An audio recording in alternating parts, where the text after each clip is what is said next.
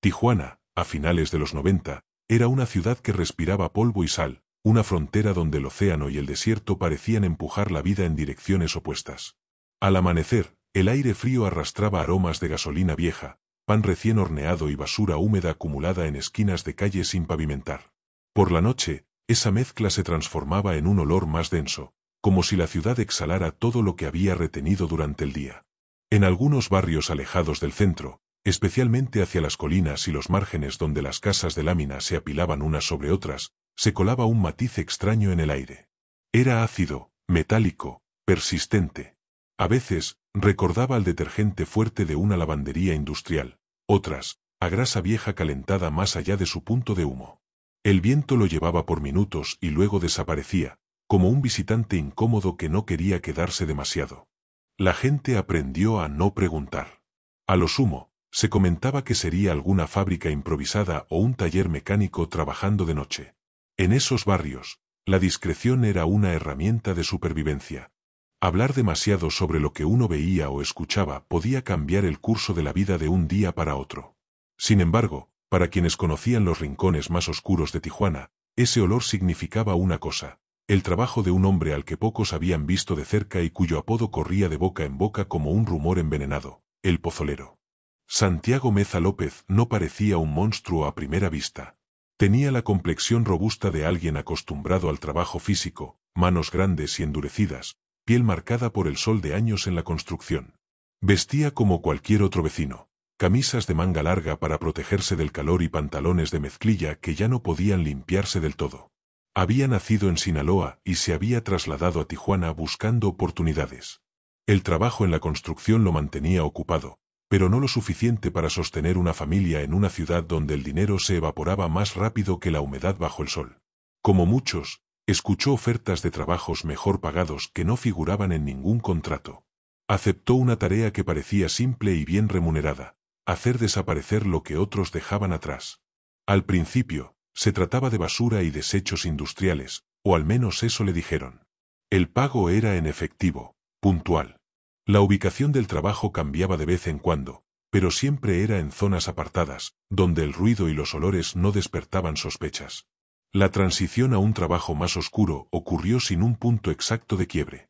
Un día, el contenido de las bolsas y cajas dejó de ser basura común y se convirtió en algo que requería más que guantes y mascarilla.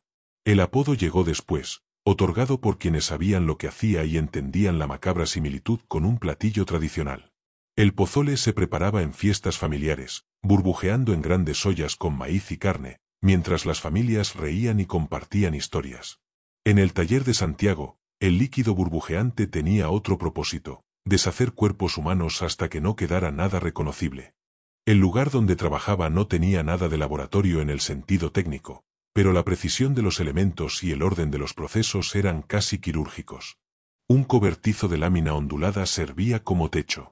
Las paredes improvisadas con madera y metal apenas contenían el calor y el olor que emanaban de los tambores metálicos. Cada tambor tenía capacidad para 200 litros. Estaban colocados sobre estructuras elevadas para facilitar el encendido de los quemadores industriales que los calentaban.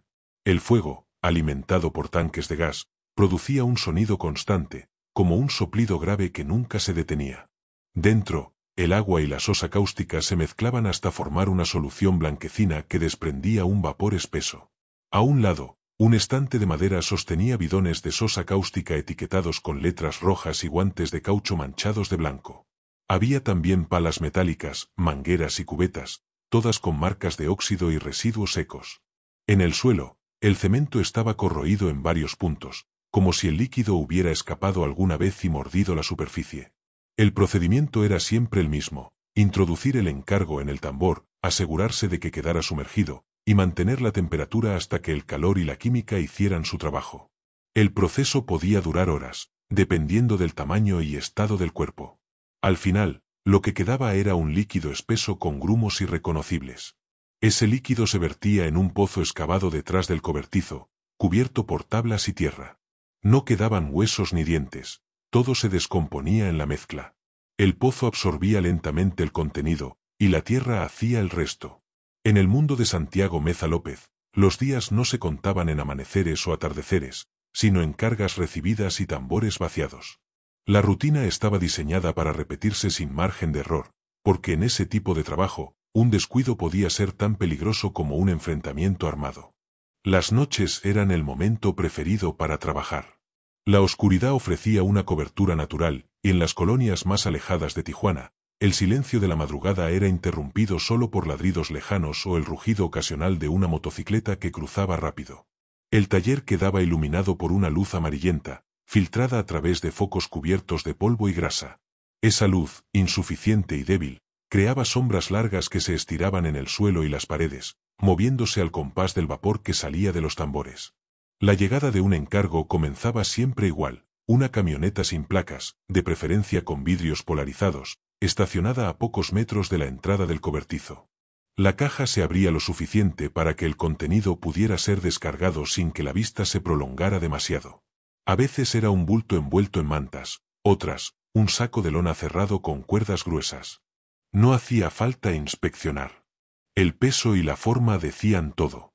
El movimiento era mecánico. Arrastrar el bulto hasta el tambor, levantar la tapa metálica, dejarlo caer con un golpe sordo.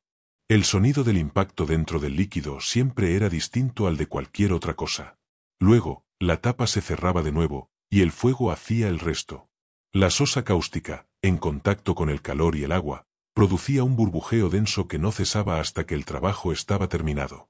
El olor era penetrante, una mezcla de grasa quemada, cloro concentrado y algo más, algo que no podía describirse sin reconocerlo antes.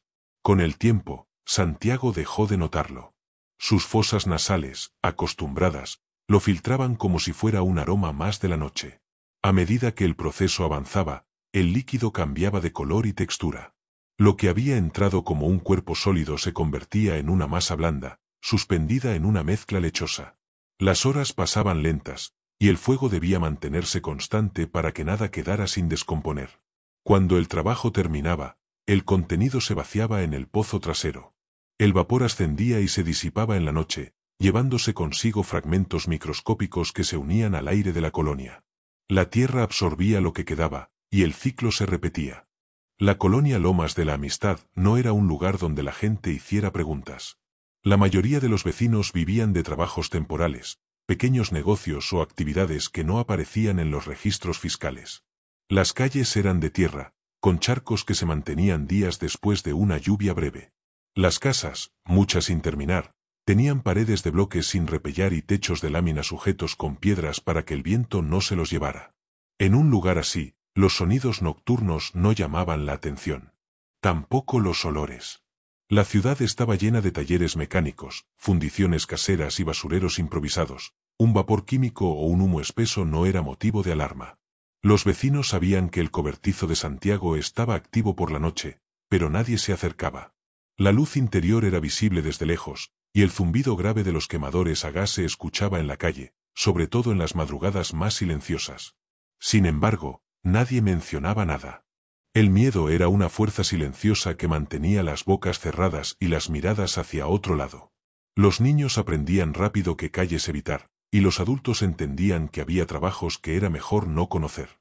Si algo desaparecía, no se preguntaba por qué ni cómo. La supervivencia en Tijuana incluía la habilidad de convivir con lo invisible. En ese ecosistema de silencio, Santiago trabajaba sin interrupciones. Los encargos llegaban, se procesaban y desaparecían, mientras la vida en la colonia seguía su curso. El hombre que disolvía cuerpos podía cruzar al día siguiente por la tienda del barrio a comprar refrescos, y nadie lo vería como un asesino. Era, para todos los efectos, solo otro vecino más.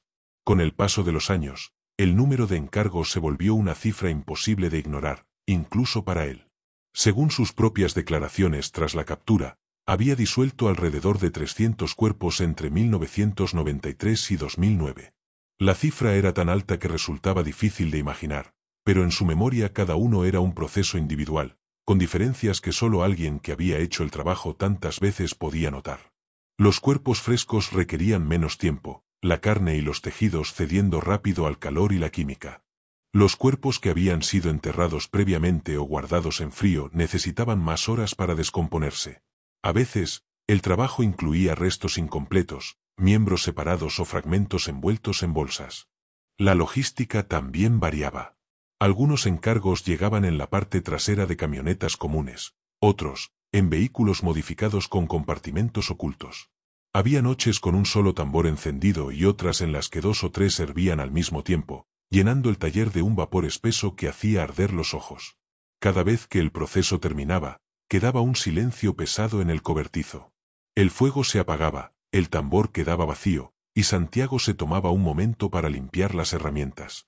No era una limpieza minuciosa, sino lo suficiente para que el metal no se deteriorara antes del próximo encargo. En esas pausas, mientras el vapor se disipaba, se formaba una especie de calma irreal. Afuera, la colonia dormía. Adentro, el rastro de lo que había ocurrido se escondía en cada grieta del suelo corroído. A finales de 2008, el ambiente en la colonia Lomas de la Amistad empezó a cambiar. No fue algo inmediato ni evidente, sino una serie de señales pequeñas, fáciles de pasar por alto para quien no quisiera verlas. Algunos vecinos notaron más movimiento en las calles cercanas, autos estacionados en lugares poco habituales, hombres solos fumando dentro de vehículos, como si esperaran a alguien que nunca llegaba. Durante el día, el calor seguía siendo el mismo y las calles mantenían su rutina. Pero por la noche, había una quietud distinta, casi forzada. Santiago, aunque acostumbrado a trabajar sin interrupciones, comenzó a percibir esa sensación. No era paranoia, era el instinto aprendido en un entorno donde los cambios no suceden por casualidad. La organización para la que trabajaba también parecía inquieta. Los encargos llegaban con más irregularidad, cuando lo hacían, venían con instrucciones más estrictas, menos movimiento en horas pico, rutas distintas para llegar al taller, vehículos diferentes cada vez. Eran precauciones que indicaban que algo o alguien estaba mirando demasiado cerca. En las semanas previas a la captura, hubo noches en las que el cobertizo permaneció apagado. Santiago no preguntaba por qué, pero la ausencia de trabajo era tan inusual que incluso el silencio del lugar se sentía pesado. En otras noches, llegaban encargos que debían procesarse de inmediato, sin demoras. La mezcla burbujeaba durante horas, y el vapor impregnaba todo, mientras afuera, la colonia permanecía en penumbra, como si supiera que algo se estaba gestando. En más de una ocasión, creyó ver luces de faros filtrándose desde la parte alta de la calle, apagándose apenas unos segundos después. También escuchó, a lo lejos, el ruido de motores diésel que no eran comunes en esa zona. No sabía que esos sonidos pertenecían a unidades militares, que llevaban días vigilando su rutina, anotando horarios, rutas y hasta el número de personas que entraban y salían del taller. El cerco se estaba cerrando, aunque desde dentro todavía no era completamente visible. Era poco después de la medianoche cuando los motores comenzaron a escucharse en la distancia. No era el rugido acelerado de una persecución ni el ruido breve de un vehículo cualquiera. Era un zumbido grave y constante, como si varias máquinas avanzaran al mismo tiempo, cada una manteniendo un ritmo controlado. En la colonia, los perros comenzaron a ladrar de manera desordenada. Primero, 1 o 2 en las casas más cercanas al camino principal, luego, una cadena de ladridos que se extendió hasta cubrir toda la zona. Santiago estaba en el interior del cobertizo, vigilando uno de los tambores. El vapor se acumulaba bajo el techo de lámina y el calor era sofocante. Afuera, la temperatura de la noche era fría, pero adentro, el aire estaba cargado y denso. De pronto, las sombras se llenaron de luces potentes. No eran las luces intermitentes de un vehículo común, sino haces blancos y directos que cortaban la oscuridad con violencia. Los motores se detuvieron al unísono, y el silencio duró apenas un instante antes de que comenzaran los pasos. Decenas de botas golpeaban el suelo, acompasadas, rápidas, directas hacia el taller. El sonido metálico de las láminas vibró cuando las manos empujaron las paredes improvisadas. Las órdenes se escucharon secas y breves, mezcladas con el chasquido de seguros liberándose en armas largas. Las bisagras de la puerta chirriaron y la entrada se abrió de golpe. El vapor salió disparado hacia la noche, llevando consigo ese olor ácido que, en cuestión de segundos, impregnó a todos los presentes. Los soldados irrumpieron en formación, rodeando el interior en segundos. El tambor aún hervía. La superficie del líquido se movía con ondas lentas, como si intentara ocultar lo que quedaba dentro. El calor del fuego contrastaba con la frialdad de las miradas que inspeccionaban cada rincón del lugar. Santiago quedó inmóvil, las manos todavía cubiertas por guantes de caucho húmedos. Su rostro, sudoroso por el calor del proceso, reflejaba más cansancio que sorpresa. No hubo resistencia. Un par de soldados lo sujetaron por los brazos, lo giraron y lo esposaron. Afuera, las luces de los vehículos militares iluminaban las calles polvorientas, proyectando sombras duras sobre las paredes inacabadas de las casas. El olor seguía flotando en el aire mientras lo subían a una camioneta. Los vecinos miraban desde las ventanas entreabiertas, algunos tapándose la boca, otros simplemente observando en silencio, como si supieran que aquello no era más que la revelación de algo que siempre estuvo allí, escondido a plena vista. El eco de las botas y los motores todavía resonaba en la colonia cuando el cobertizo quedó vacío. Los soldados habían sellado la entrada con cinta amarilla y colocado un guardia en la única puerta. El vapor seguía escapando por las rendijas, un suspiro químico que se disipaba lentamente en el aire frío de la madrugada. Dentro, los peritos trabajaban bajo lámparas portátiles que bañaban todo con una luz blanca, casi quirúrgica. Los tambores, aún calientes, eran examinados con cuidado. El líquido en su interior era removido con herramientas largas, y cada muestra era depositada en recipientes sellados. El olor ácido, ahora mezclado con el del metal caliente y el sudor humano, llenaba cada rincón. El piso de cemento, corroído en varios puntos, contaba su propia historia. Las manchas blanquecinas, las grietas profundas y los surcos marcados por años de derrames eran testigos mudos de un proceso repetido cientos de veces. En la parte trasera, el pozo improvisado se abrió para inspección. La tierra húmeda, oscura y compacta liberó un olor penetrante que hizo retroceder a más de uno. En la calle, la noticia se propagó rápido. Los vecinos, hasta entonces silenciosos, comenzaban a murmurar entre ellos. Algunos aseguraban que siempre habían sabido que algo raro pasaba allí, otros fingían sorpresa. Lo cierto es que, por primera vez en años, la colonia hablaba en voz alta sobre el lugar. Mientras tanto, en un cuartel militar a pocos kilómetros, Santiago Meza López era interrogado. No gritaba, no negaba, no buscaba excusas. Su tono era plano, como el de alguien que describe una rutina de trabajo. Confesó haber disuelto alrededor de 300 cuerpos. Dijo cuánto cobraba por cada uno. Explicó el proceso paso a paso, como si hablara de una receta que dominaba a la perfección. Sus palabras, grabadas y transcritas, se convirtieron en titulares. En cuestión de horas, su apodo ya estaba en todos los noticieros nacionales, el pozolero. Las imágenes del cobertizo comenzaron a circular en televisión y periódicos. Los tambores metálicos, las herramientas oxidadas, los bidones de sosa cáustica, todo formaba parte de un rompecabezas macabro que el público intentaba comprender. La historia no solo era sangrienta, era también profundamente perturbadora porque revelaba un método casi industrial para borrar vidas. En Tijuana, el caso dividió a la opinión pública. Algunos veían a Santiago como un simple trabajador del crimen organizado, un engranaje más en una maquinaria más grande y brutal. Otros lo consideraban un monstruo, un hombre que había cruzado cualquier límite moral posible. La noticia llegó rápido a medios internacionales. Los titulares hablaban de el hombre que disolvía cuerpos para el narco y la fábrica de la desaparición en México.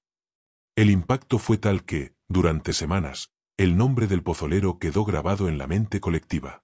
El cobertizo fue desmantelado. Los tambores fueron incautados y enviados como evidencia. El pozo trasero fue sellado con concreto. Sin embargo, nada de eso borró la marca que dejó en la colonia. Con el paso de los meses, la gente volvió a sus rutinas, pero el recuerdo del olor y las noches iluminadas por el fuego de los quemadores quedó latente. Algunos vecinos decían que, en ciertas madrugadas, todavía se percibía un aroma ácido en el aire, como si la tierra estuviera exhalando lo que guardó durante tantos años. Para las familias de las víctimas, la captura no trajo consuelo. La ausencia seguía siendo un vacío imposible de llenar, y la falta de restos físicos cerró las puertas a un duelo completo.